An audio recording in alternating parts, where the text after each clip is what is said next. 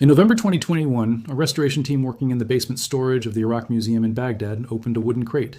The crate was marked with 3 words, Tel al-Hiba, 1968 season, unclassified material. Tel al-Hiba is the modern archaeological name for the ancient Sumerian city of Lagash, one of the largest and most powerful urban centers of the 3rd millennium before the Common Era. The 1968 excavations at Lagash had been interrupted by political crisis before the materials could be properly processed. The crates were shipped to Baghdad, sealed, stacked in a basement, and then left alone, surviving 3 wars, the catastrophic museum looting of 2003, and the flooding of the lower storage levels in 2015, almost entirely intact. When the restoration team finally opened this particular crate, they found 11 clay tablets. 10 of them were standard administrative records, grain accounting, labor allocation, temple supply lists, the ordinary bureaucracy of an ancient city, preserving itself in the only writing material it had. The 11th tablet was different. It was larger than the others, thicker, denser, inscribed with text and 3 columns on both sides. It was not an administrative document. The structure of the writing, the vocabulary, the urgency embedded in the word choices made that immediately clear to the first scholar who held it under proper light. This tablet was a record of something that had happened, something that required a different kind of language than inventory and allocation, something that required the language of crisis. Lagash sits in what was once the most densely populated and agriculturally productive region of the ancient world. By the early 3rd millennium BCE, the cities of southern Mesopotamia had achieved a scale and complexity that would not be matched anywhere on Earth for centuries. Lagash, alone, according to archaeological estimates drawn from settlement pattern analysis and the surviving administrative records, may have administered a population exceeding 90,000 people across its urban core and surrounding agricultural territory. This was not a village. This was not a small settlement huddled around a temple. This was a functioning city-state with bureaucracy, with temples dedicated to multiple divine powers, with scribal schools, with canal networks, with granaries capable of feeding tens of thousands through the dry season. The people of Lagash were not primitive. They were organized. They kept detailed records of everything that mattered to them. They knew what organization meant and what it could accomplish. And so when the 11th tablet from the 1968 excavation described a coordinated movement of thousands of people below the surface of the earth, the scholars who read it understood immediately that this was not a random migration. This was a planned response to something. The question that the tablet raised, and that it raised in language both specific and haunting, was this: what on earth, or above it, required 90,000 people to go underground? The Sumerian city of Lagash had a long and complicated history with catastrophe. The first recorded war in all of human history was fought in the Lagash region, a dispute over water rights between Lagash and the neighboring city-state of Umma that the tablets record with a legal and military precision that is itself remarkable evidence of how advanced the Sumerian administrative mind already was by 2500 BCE.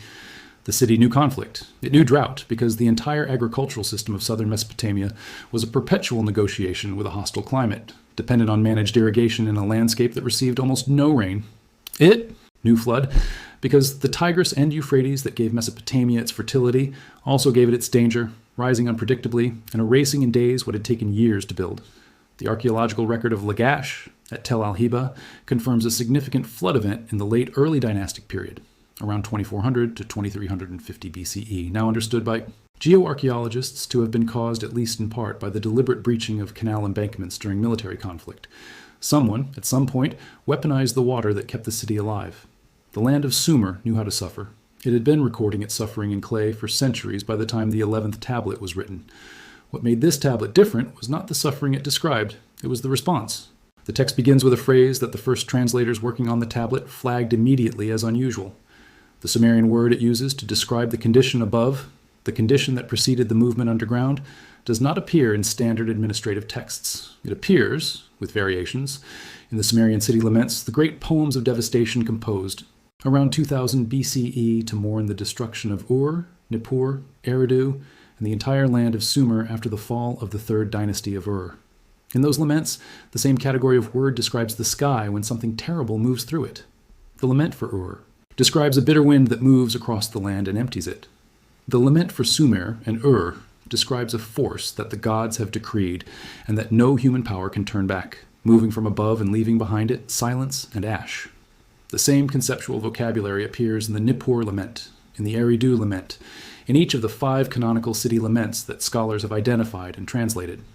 These texts were composed in the aftermath of real historical catastrophe. The military defeat and political collapse of the third dynasty of Ur around 2004 BCE, but the language they use is the language of something descending, something arriving from above, something that moves through the sky before it moves through the land. The 11th tablet from Lagash uses that language at the beginning of its account. Above is no longer safe. The sky has changed, and what follows is the record of what 90,000 people decided to do about it. The decision to go underground was not made in panic. That is perhaps the most significant detail that emerges from even the early translational work on the tablet. The text describes preparation. It describes storage. It describes a timing that suggests not spontaneous flight, but organized response to information that had been received in advance. Someone knew this was coming before it arrived. Someone communicated that knowledge to the administrators and priests of Lagash, and those administrators and priests organized a movement of an entire population into the spaces beneath the city with a methodical efficiency that speaks to both the seriousness of the threat above and the sophistication of the society responding to it. The ancient Sumerian city was not simply a collection of buildings on flat ground. The temple complexes sat on raised platforms called ziggurats, and beneath the city, following the natural contours of the landscape and the engineering logic of the irrigation systems, there were underground spaces, storage chambers, foundation structures, the deep basements of granaries and temples built to keep food and sacred objects cool and dry through the burning summers. These spaces were not designed as shelters. They were not built in anticipation of a surface catastrophe, but they were there. And when something arrived above that made the surface of the earth uninhabitable, they were what was available. The tablet describes their use not as improvisation, but as execution of a plan. The Sumerian relationship with the sky was not simple or comfortable. The great gods of the Sumerian pantheon controlled different domains of reality, and the sky was one of the most important and most unpredictable of those domains. Anu was the sky god, the most ancient, and in some theological traditions, the most powerful of all the divine beings. Enlil was the god of wind and storm, the deity whose decisions could not be appealed, whose anger expressed itself in the weather and in the forces that move through the air above the land. The Sumerian laments are consistent in their description of Enlil's role in catastrophe. It is always Enlil who decides. It is always the divine assembly, led by Enlil, that decrees the destruction of a city, the abandonment of a people, by their protecting deities, the arrival of the force that the laments describe in terms of wind and fire and a poison that spreads through the air and kills everything it touches. The lament for Sumer and Ur states plainly that the great gods, An, Enlil, Enki, and Ninhursag, decided Ur's fate, not an earthquake, not a flood, a decision, a divine decree, executed through forces that the surviving population understood as coming from above and moving through the air before settling on the land. Modern scholars reading these texts as historical documents embedded in theological language have long noted that the descriptions in the city laments do not match simple military defeat. They match something environmental, something atmospheric, something that emptied the cities before the armies arrived to occupy them. The question of what waited above, what the sky had become that made staying on the surface of Lagash impossible for the period the tablet describes, has no clean answer that the tablet itself provides. What it provides is description. And the description is specific in ways that resist easy dismissal. The tablet does not say the city was invaded. It does not describe enemy soldiers at the gate. What it describes, in the language that the translators working on the 2021 discovery have carefully noted, is a condition of the sky itself, a redness, a heat that came from above rather than from the earth, a contamination of the air that the Sumerians would have had no modern vocabulary for, but that they experienced and recorded in the only terms available to them, the terms of divine action, of the gods having done something, of the sky having been changed by a force greater than any human power could address or deflect. The comparison with other ancient texts from roughly the same period is unavoidable and has been noted by researchers since the earliest partial translations began to circulate. The Sumerian texts that describe the destruction around 2000 BCE speak repeatedly of what one translation renders as the great burning, of a weapon loosed from the heavens that turned the land to ash. The city laments speak of the air becoming poisoned, of people dying in the streets, not from wounds, but from something they breathed, of bodies lying where they fell, untouched by any blade, emptied of life by the atmosphere itself. The archaeological evidence from Lagash and from other sites across the Sumerian plain in the period around 2400 to 2000 BCE contains anomalies that geoscientists and archaeologists have been trying to explain for decades. Geoarchaeological work at Tel al-Hiba, published in peer-reviewed research as recently as 2025, identifies a significant flood event at Lagash in the late early dynastic. period, around 2400 to 2350 BCE, detectable in the soil stratigraphy as a distinctive sediment layer consistent with rapid, large-scale inundation. But the same research notes patterns in the archaeological record that flood alone does not explain. The settlement disruption at Lagash and across multiple contemporaneous sites shows characteristics that water damage cannot account for. Evidence of population movement that preceded the flood evidence of underground storage chambers being used in ways that differ from their ordinary function, evidence, in short, of people making deliberate choices about where to be before the visible catastrophe arrived. The soil record is not a text. It cannot tell you what the people of Lagash feared or what they had been told. But it can tell you that they moved and when they moved and where they went. And the stratigraphy of Tel al-Hiba in the relevant period shows a pattern consistent with what the 11th tablet describes. The ground itself remembers. There's a text called the Curse of Agade that was composed to explain the destruction of the Akkadian Empire around 2150 BCE, an event that collapsed the most powerful political structure the ancient Near East had yet produced and left behind it, a dark period of fragmentation and uncertainty that lasted for generations. The Curse of Agade describes what happened in terms that are typical of Sumerian theological literature. The gods withdrew their favor, Enlil turned his face away, the divine powers were revoked. But embedded in that theological framework is a description of what the destruction actually looked like on the ground. It describes fire from the sky.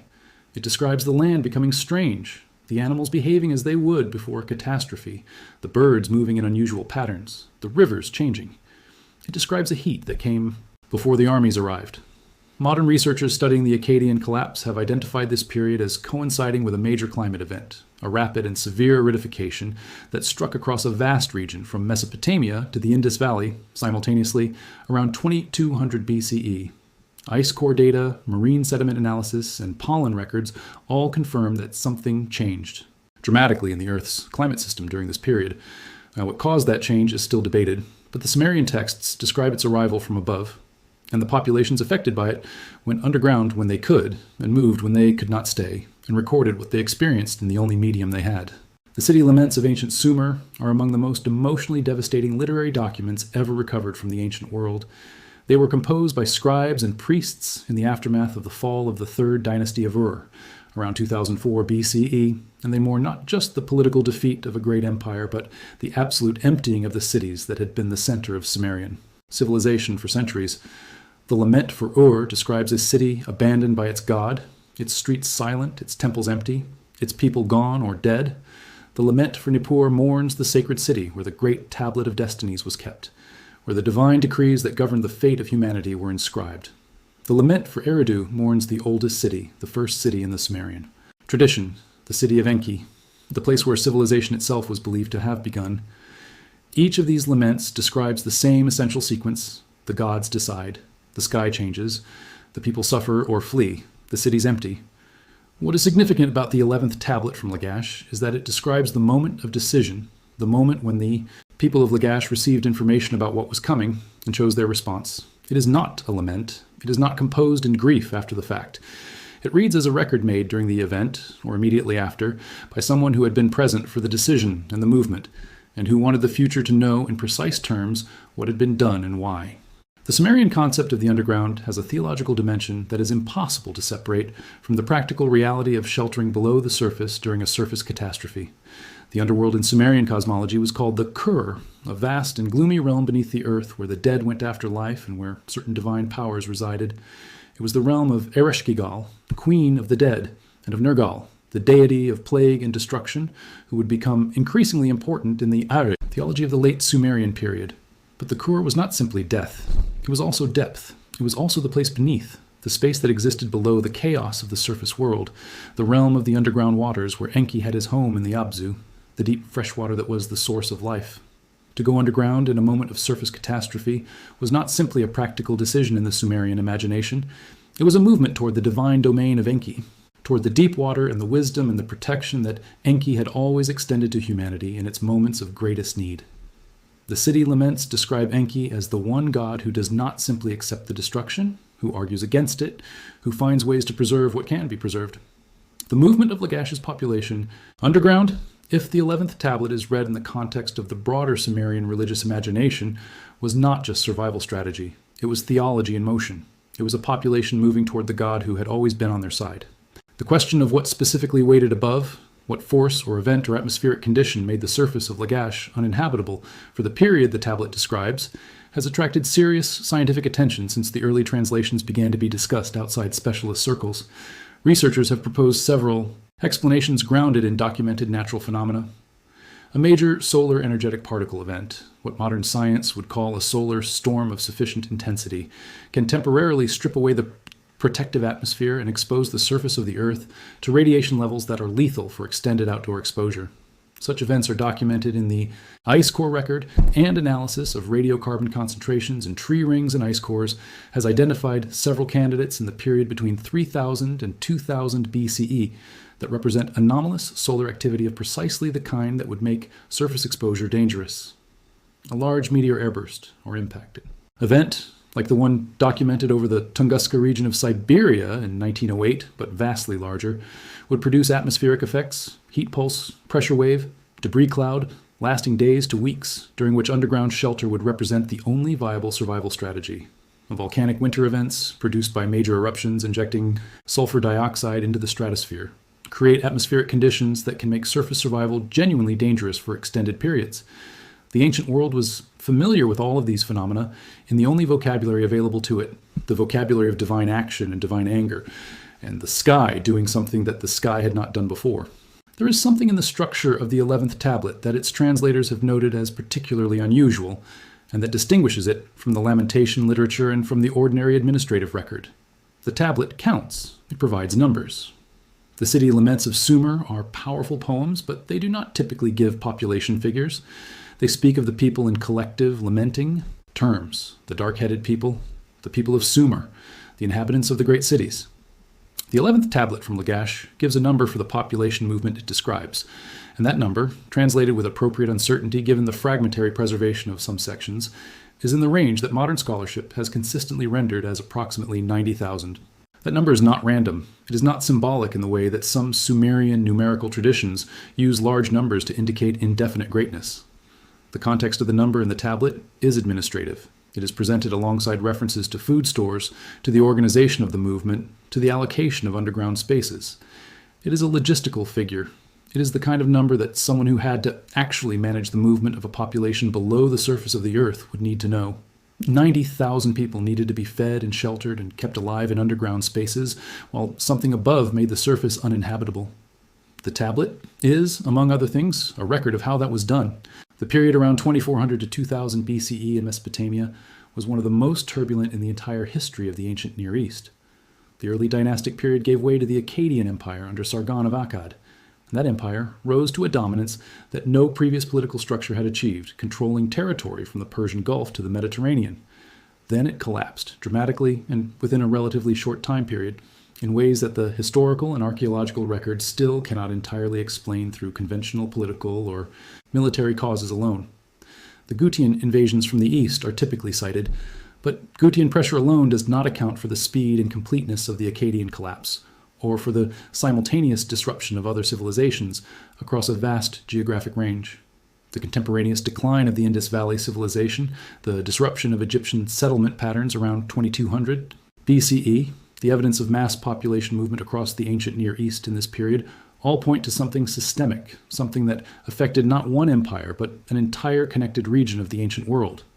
The Sumerian tablets that describe the events at the end of this period in theological and lamentation terms may be describing the same systemic catastrophe in the only language available to people who were experiencing it without instruments, without scientific frameworks, but with extremely careful attention to what they could observe around them. The sky changed, the land changed, the cities emptied, and they wrote it down. What is written down, preserved in the city laments and in the administrative records, and now in the 11th tablet from the 1968 Lagash excavation, converges on a picture that is both specific and incomplete. Specific because the evidence, textual and archaeological and geoscientific, consistently points to a period of atmospheric catastrophe in the ancient Near East during the 3rd millennium BCE, a catastrophe that disrupted agriculture, displaced populations, emptied cities, and left behind in the soil record the signatures of rapid and violent change. Incomplete because no single cause has been definitively identified, because the ancient texts use the only vocabulary available to them, and that vocabulary is theological rather than scientific, and because the tablets themselves are fragmentary, damaged, partially preserved, their most crucial. Passages sometimes the most damaged of all. The 11th tablet from Lagash is no exception.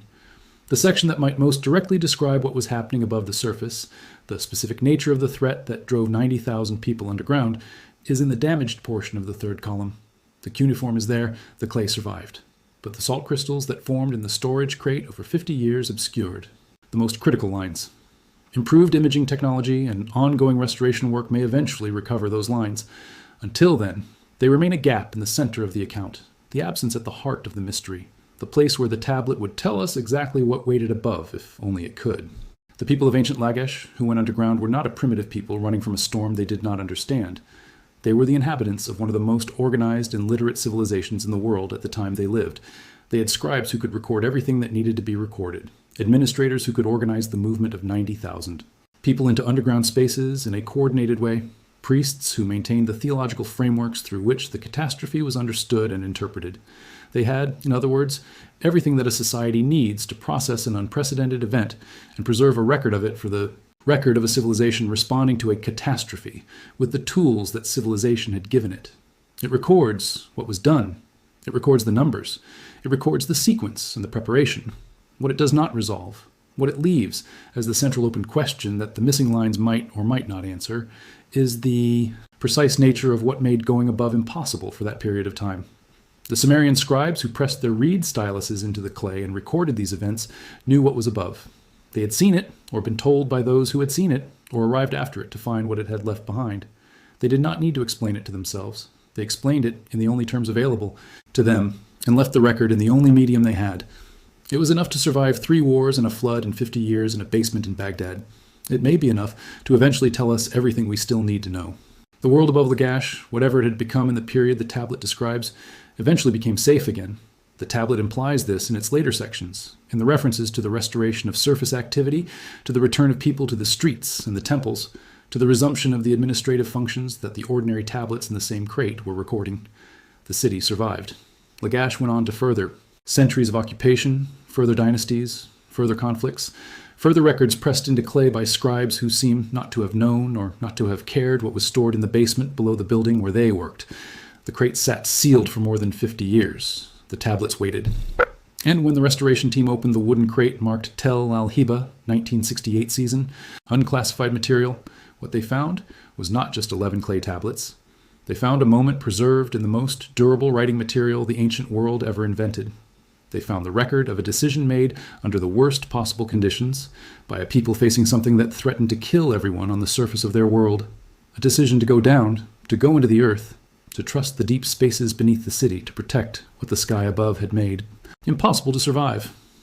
The city laments that came later, composed in grief for the cities that did not survive their catastrophes, give us the poetry of ancient loss. The 11th tablet from Lagash gives us something rarer. It gives us the record of a survival. 90,000 people went underground. They waited, and they came back up. There's a reason the Sumerian scribes pressed everything important into clay rather than writing it on perishable materials. They understood, perhaps from bitter experience with the catastrophes that the tablets themselves record, that wood burns and fabric rots and papyrus dissolves and everything that seems permanent to the living generation becomes fragile the moment the civilization that created it collapses. Clay is different. Clay baked by fire or simply dried in the desert sun becomes harder with time rather than weaker. The very catastrophes that destroyed the cities above the ground where these tablets were buried only baked the tablets harder and preserved them longer.